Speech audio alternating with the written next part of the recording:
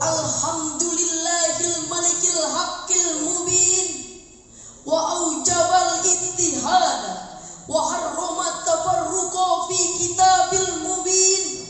Assalatu wassalamu ala sayyidina Muhammadin wa ala alihi wa sahbihi ajma'in. Amma ba'du.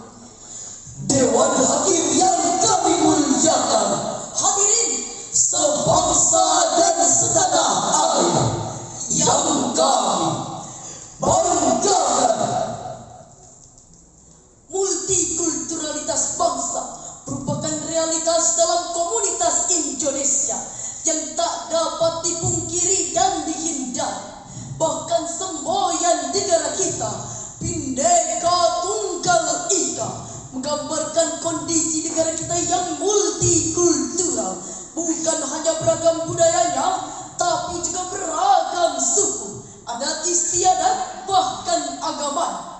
Keragaman inilah hadirin yang menjadikan masyarakat kita adalah masyarakat yang beragam, atau yang dikenal dengan istilah masyarakat multikultural. Sebagaimana data Badan Pusat Statistik pada tahun 2024 mencatat bahwa Indonesia memiliki lebih dari 300 kelompok etnis, 118 bahasa daerah, dan 1.340 suku bangsa yang berbeda-beda. Juga diperkuat oleh Islamic Strategic Study Center bahwa ada 6 agama besar yang diakui di Indonesia, yakni ada Islam, Kristen, Katolik, Hindu, Buddha, dan Konghucu. Juga masih banyak masyarakat kita yang mengadut kepercayaan lokal yang beraneka ragam.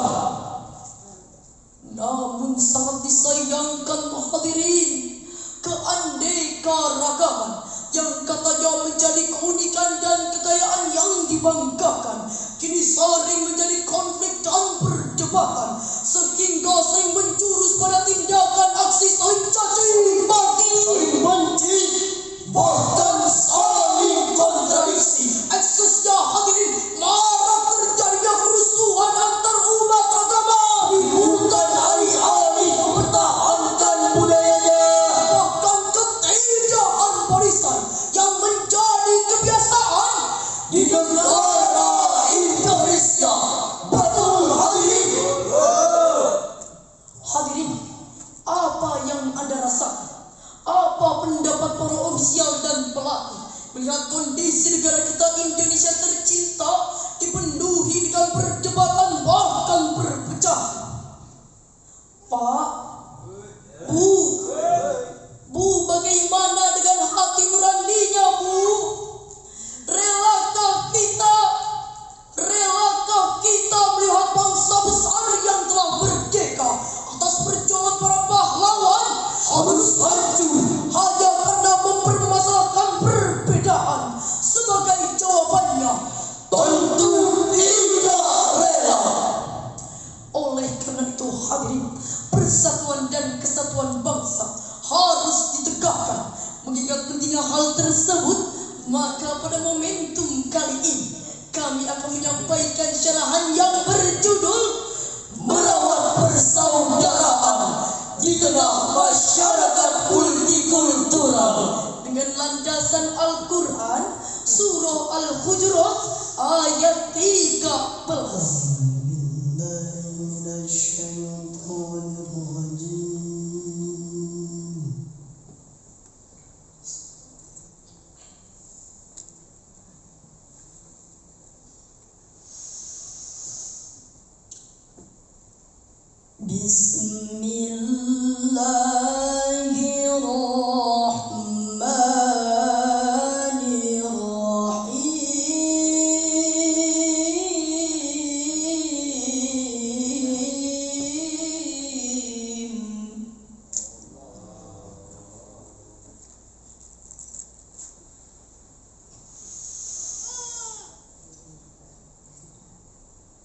Ya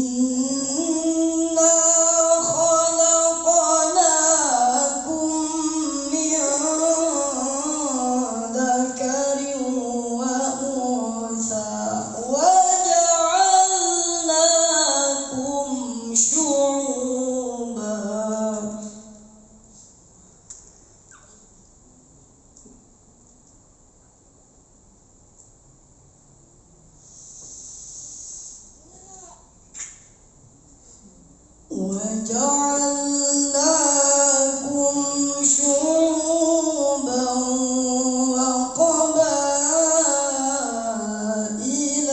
لتعارفوا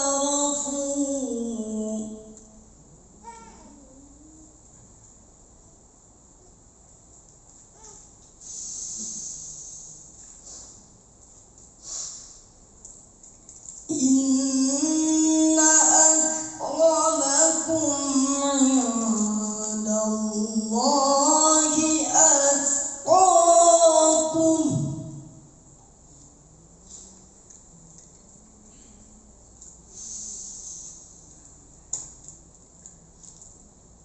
إن الله عليم خبير.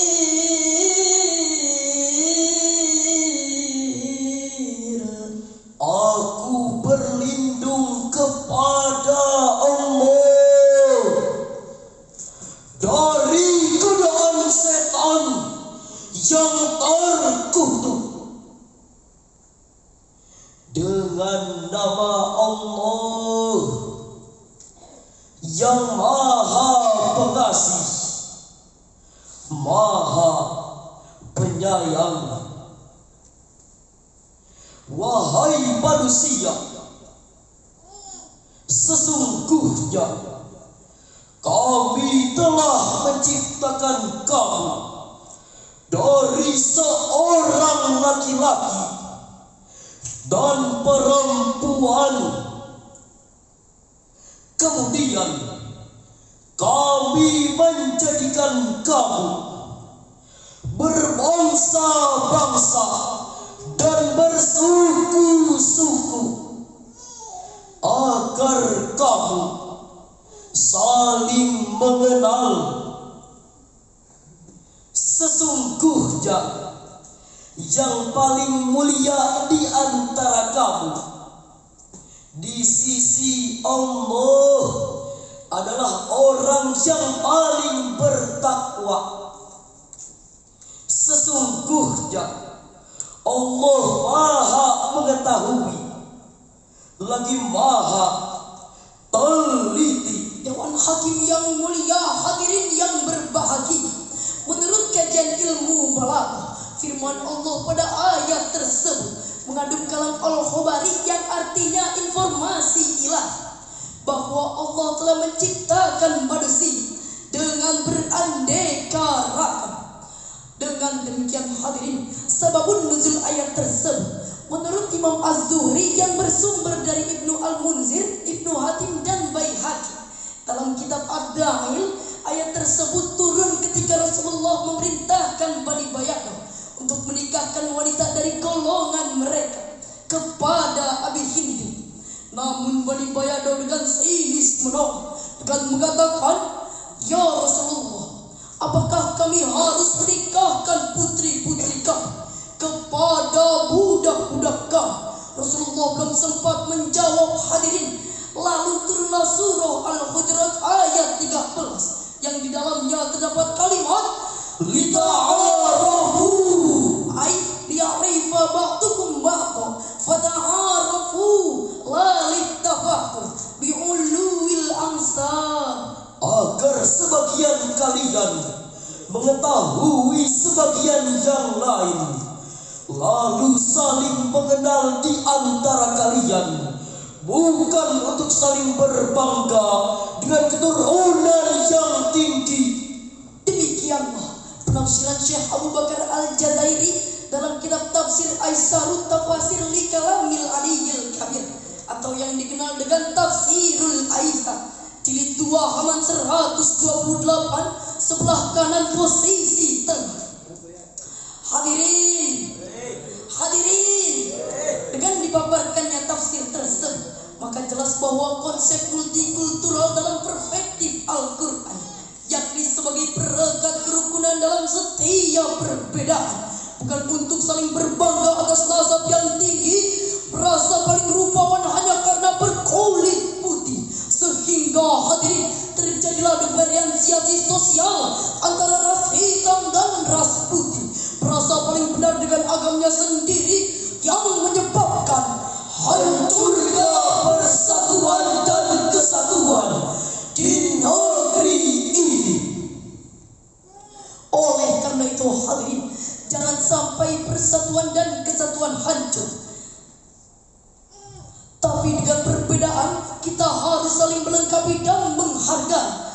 sebagaimana firman Allah dalam Al-Quran surah Al-An'am ayat 108. Wala tasubbul ladzina yad'una min dunillahi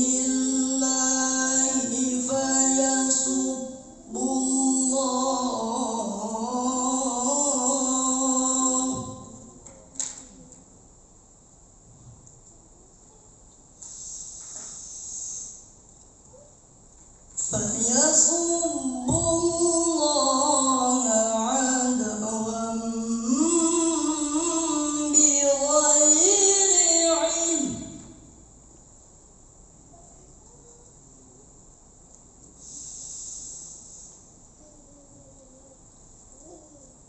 كذلك زينا لكل أمة عملهم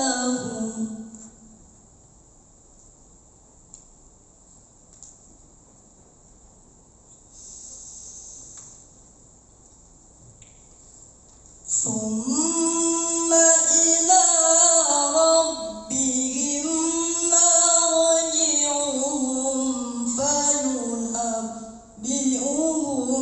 بما كانوا يعملون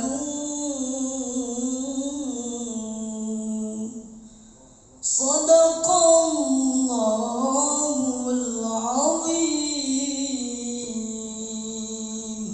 Janganlah kamu memaki sesembahan yang mereka sembah selain Allah, karena mereka nanti akan memaki Allah dengan melampaui batas tanpa dasar pengetahuan.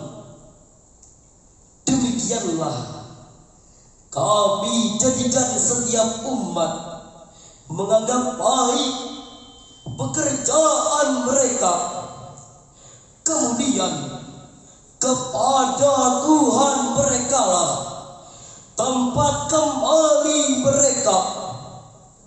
Lalu Dia akan memberitahukan kepada mereka apa yang telah mereka kerjakan.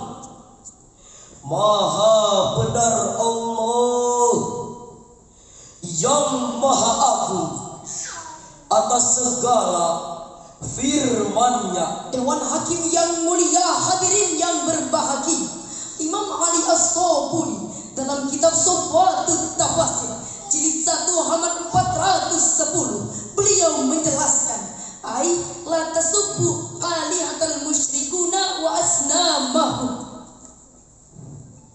Janganlah kalian menghina berhala orang-orang kafir.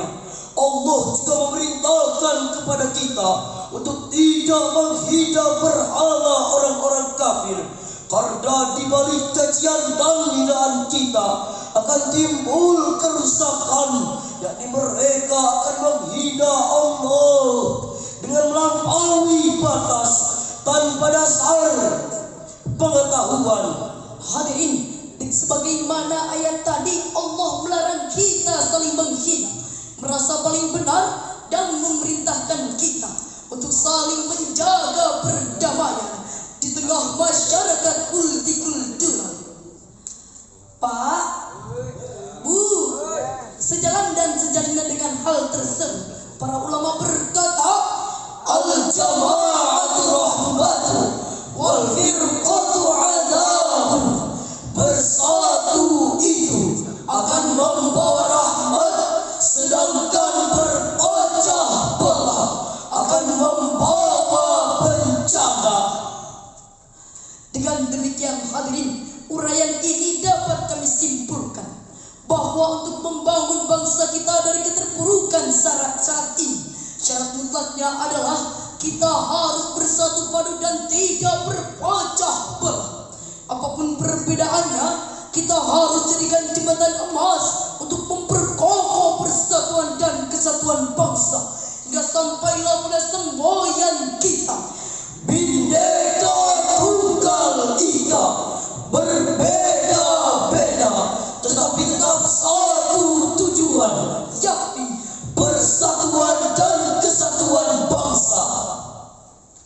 Hadirin,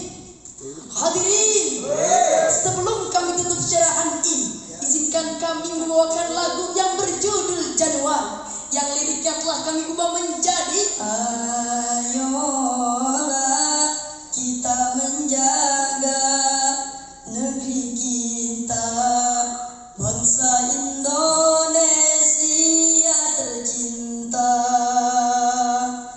Jangan sampai berpecah belah.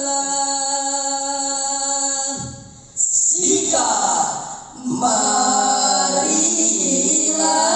kawan semua, satukan asa demi tercipta akhlak mulia, perdamaian di negeri kita Indonesia. Walaupun suara kami tidak sebagus penyanyi aslinya, tapi suara kami Enak tahu. Pergi ke Banten beli buah cermai. buahnya dimakan oleh pacar untuk menuju Indonesia aman dan damai. Syaratnya, marilah kita rawat persaudaraan di tengah masyarakat multikultural. Demikian dan sekian. Wassalamualaikum warahmatullahi wabarakatuh.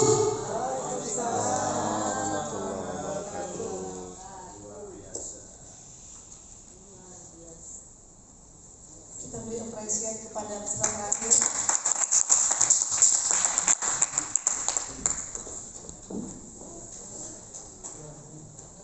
Alhamdulillahirabbil alamin.